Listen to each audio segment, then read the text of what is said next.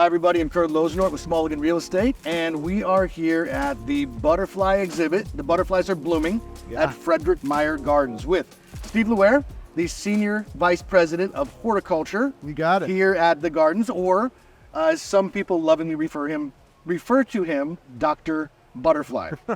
And talk us through just a little bit of that. Even how did you earn that title? How did you come here to the Gardens? How long have you been here? What's that whole process been like for you? Sure. Well, it's Dr. Butterfly simply because of the shirt. Yes. That's the only credentials I have. But we have a dedicated team of professionals that make this Fred and Dorothy Fichter Butterflies Are Blooming exhibition happen. Mm-hmm. And when you look at being in this 5-story space, 15,000 square feet tropical environment, you know, we're standing here in the sunshine at 85 degrees, 80% humidity, and this is our 29th year doing it this year. And there are thousands and thousands of butterflies that will arrive and fly in this space over the courses of March and April every year.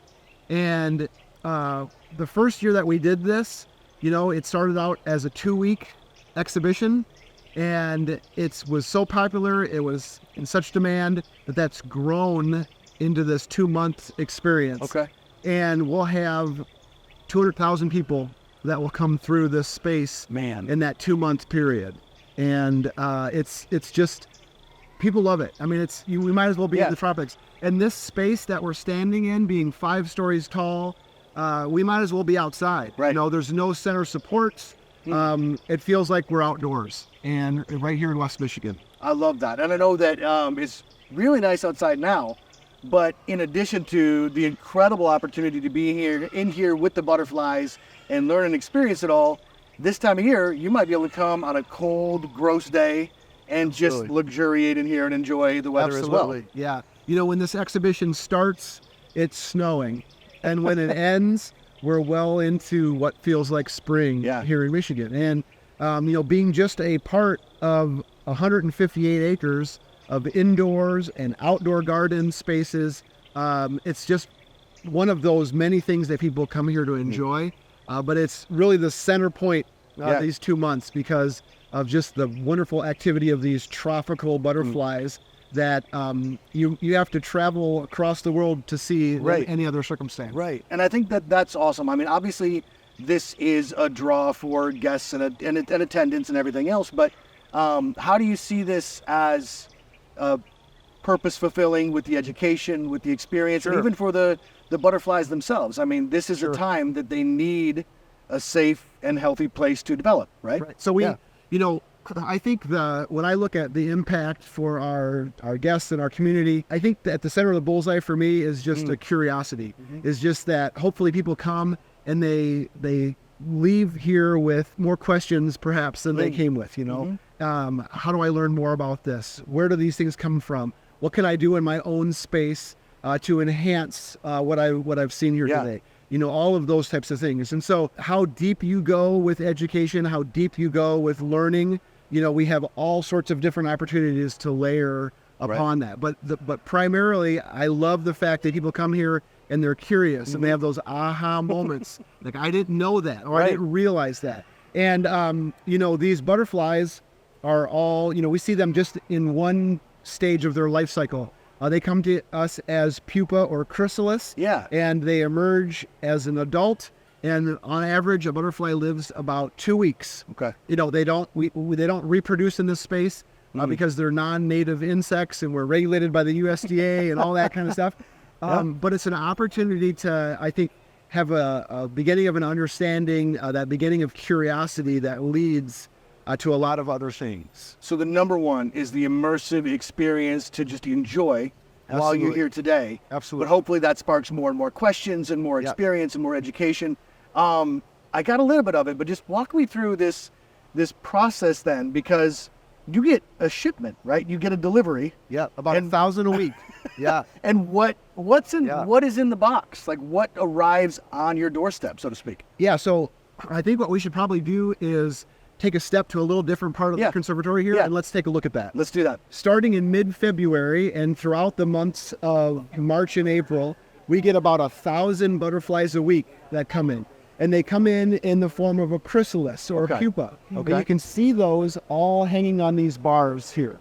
So all of the pupa and chrysalis, the different labels, all indicate the type of butterfly that it is and where it came from. Yeah. And so these are coming to us from places like Central and South America, several countries within Asia, several countries within Africa. And as these butterflies emerge and their wings harden and they become able to fly, then we have dedicated staff that then collect those, bring them into this space and release them into this space. So 1,000 a week over the course of the exhibition. On our permit, the ones that we're allowed to get in, we have about 160 different species of butterflies that are available. Jeez. But they're a little bit like, the way fruit comes into season, where some of the butterflies that we get at the beginning will be different than the ones that we get at the end. Right. So of that 160 species, on average, we get about 60 of those every year. Yeah. Okay. And some of those are the same every year, but there's some that we get surprised with, and hey, we haven't had this one in 3 years. Or, when you look at the back wall back here, those are cocoons. So those are 3 different types of moths. Right. And this year we got all 3 types that were on our permit. Years prior, we have only gotten 1 of those or 2 of those. And so it really depends on the year. It depends on, the season and what, it's You're talking dynamic. about regulation, you're talking about availability, and you're talking about still a natural process that you can't fully control. Right. What does it take here? Like when you do have them and they're under your control, like what does it take to get them to fully mature safely and healthily? So it takes the warm temperatures, it takes the high humidity, and it takes the consistent inputs of the staff so that they're checking those, they're making sure they're healthy, and they're being released on time and appropriately. So there's all those daily, multiple times a day inputs that happen to make sure everything's healthy and functioning. Yeah. And then on that note, like I am one of those people who loves to have an experience and then learn more. And this is something I've actually been fascinated about for a long time. But we're so familiar with the metamorphosis of a butterfly, right? We read The Very Hungry Caterpillar as a kid. It's in like tons of images and metaphors. We're so familiar. But when they go in the chrysalis, like what actually happens, right? They don't just sprout legs, like they officially restart, right? Yeah, it's a complete metamorphosis, meaning that all of that genetic stuff, that goop, just completely reconfigures. And I don't claim to completely understand it, but when you look at that insect life cycle, it's really a fantastic piece of Mother Nature that that complete metamorphosis is something that's truly extraordinary. And I love that because that's part of the why I wanted to ask is because it is something that I know that I did not fully understand. Yeah. But I also got the impression that nobody fully understands. Like to use the word goop, the fact that it essentially liquefies and restarts, like that's amazing. Yeah.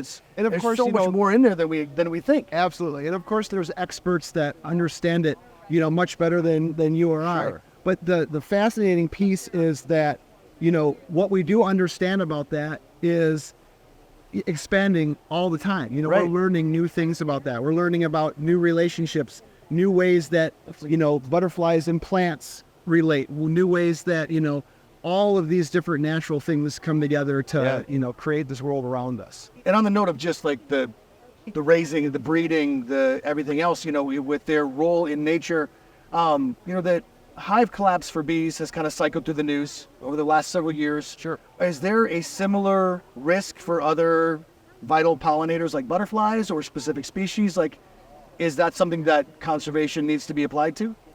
It's a great question that relates to so many things in our natural world right now. When you look at the diversity of insects in Michigan, when you look at the diversity of butterflies, all of those things relate on complex systems, the web of nature that is easily disrupted in ways that we don't know until later on. And so it's so important, I think, when you look at those aha moments that we talked about earlier, that curiosity for all of us to recognize, what are some things that I need to know? What are some things that I could be doing better? What are some things that relate to sustainability and longevity of our environment that I think start to be asked and start with that curiosity of all these kids that you see passing in front of us and around us, and an experience like this just leads to that curiosity and those questions. And specifically in Michigan, if you can speak to this, just I know there was a push not that long ago to plant more milkweed or reserve milkweed for the sake of the monarchs. Is that still a concern or something that is helpful, or is it not necessarily the best suggestion? Yeah, so, that question has a really complex answer. And if I were to kind of distill that down, all butterflies, all of the ones that we see in here, our local monarch as an example, every butterfly has a specific plant or group of plants that it will lay its egg on, because that is the only plant or plants that the caterpillar will eat. So in the case of a monarch, the only plant that a monarch will lay an egg on is a milkweed, because that's the plant that the caterpillars eat. And so when you look at what needs to happen, with monarchs, it really relates to these broad swaths of habitat that allow that butterfly to move from place to place. So absolutely, if you have milkweed that's planted in your own yard, that helps. But that preservation of space, that interconnectivity of nature is what's really important, not only for monarchs, but for plants and animals across the board. Because everything you're saying is these are such large, interconnected, intricate ecosystems that the best thing to do is leave big sections of it just alone. Preserve it, let it be what it is. A big section, but also interconnected sections. So when we look at city park systems, and when we look at river right-of-ways, and when we look at the edges of highways and roads, all of that interconnected space, when you look at